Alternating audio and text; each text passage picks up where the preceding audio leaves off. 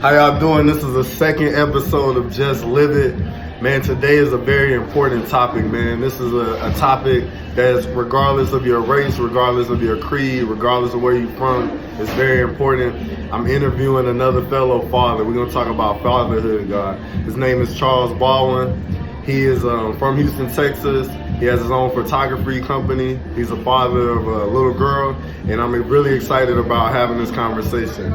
Introduce yourself. What's up, everybody? How y'all doing? As my man mentioned, my name is Charles Baldwin, man. Houston, Texas raised, part-time photographer, full-time oil and gas executive, father of two now. Just had a little boy. So, but yeah, we just want to kind of kick a few gems and kind of talk a little bit about fatherhood and how we kind of balance that, man, in this day and age. All right, my first question is, why do you feel it's so hard for men to step up to the plate and be fathers?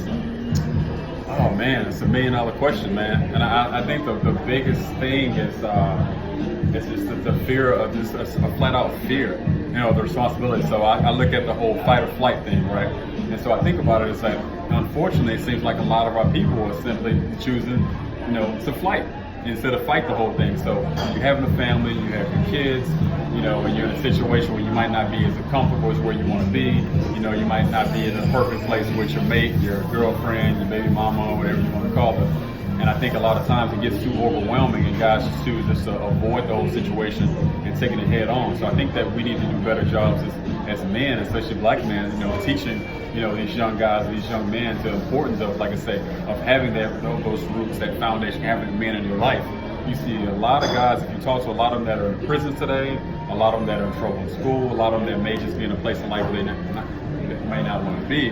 The biggest thing they say is like, they don't have a father figure in their life. So I think we need to really stress the importance of being in that role and realizing that even though a woman lays on her back, she has a baby, a man still played his part in making that baby. You have to be there to nurture and create that baby. So I think a lot of it's just not even a real fear. It's not a real fear of why they leave. And just to touch on that, there's a big difference between real fear and fake fear. Right. A real fear is seeing a lion in front of you, 5 feet in front of you, who had eaten in 2 months. Yeah. That's a real fear.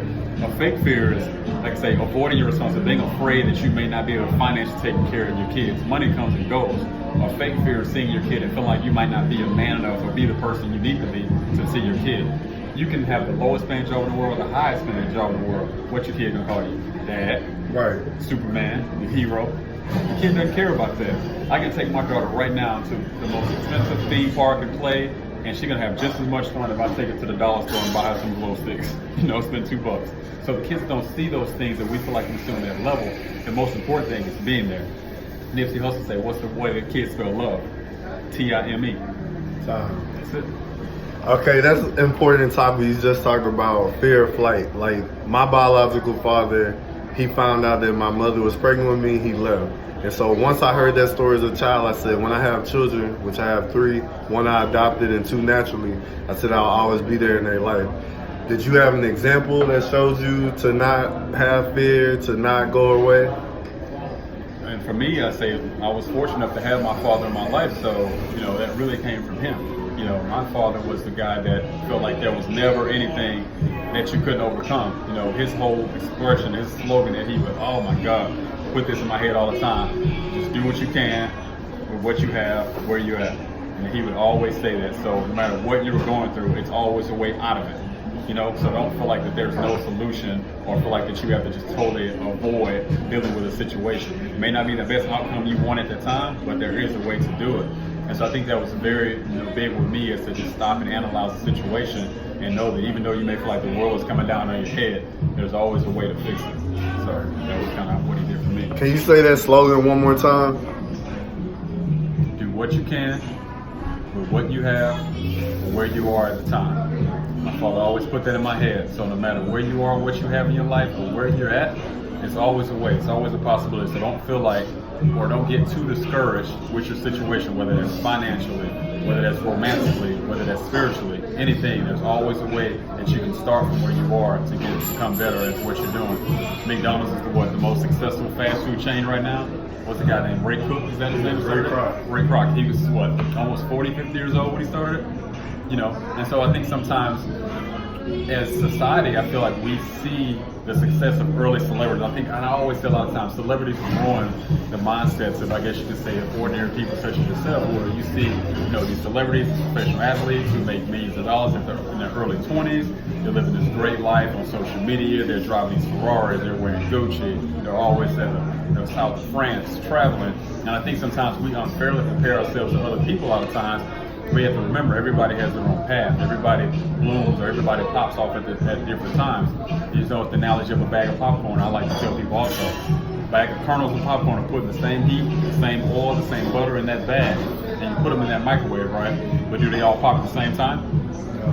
Pop, pop, pop, pop, pop, pop, pop, pop the entire time, right? They're all popping off and developing at different times. But they all started from the same beginnings.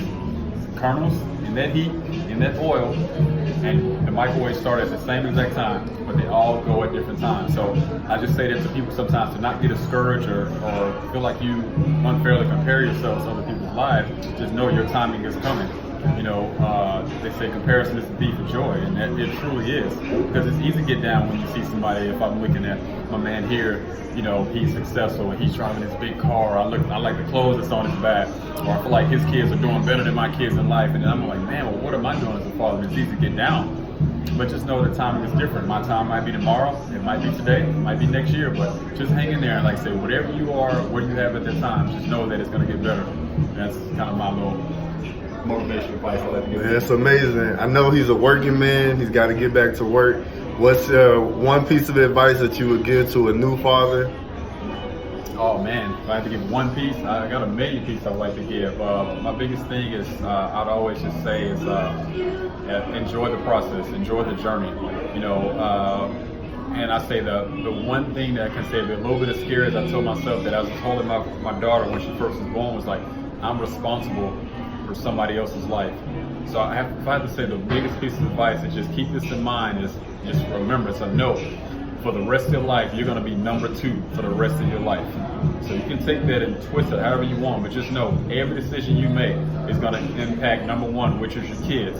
So always, if I'm going to put it in an advice form, I would just say that think about your kids in every decision you make and make sure that their priorities are taken care of and they're comfortable, and you're always going to come second. But I think something biologically is going to just click with you anyway once you have their first kids. Automatically know that, but if it's not there, I would just, like I say, tell everybody, just know that you're just going to be second place. Man, I love that advice, because number 1 for me is God.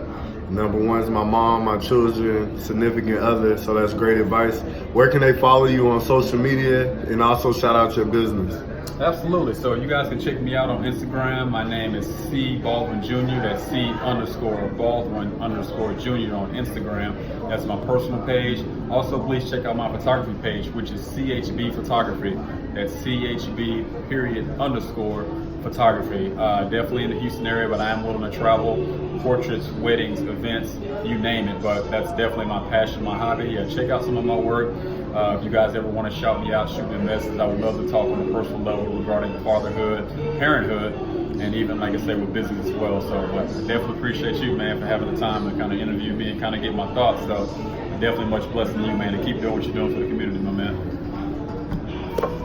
Absolutely. Hey, appreciate y'all for tuning in to Just Live It. Every week we're going to give y'all new tidbits and new advice on how to not just eat for a day, but how to fish so that you can have your best life. And remember that you're in reach to your best life. You just got to wake up and do it. Have a great one.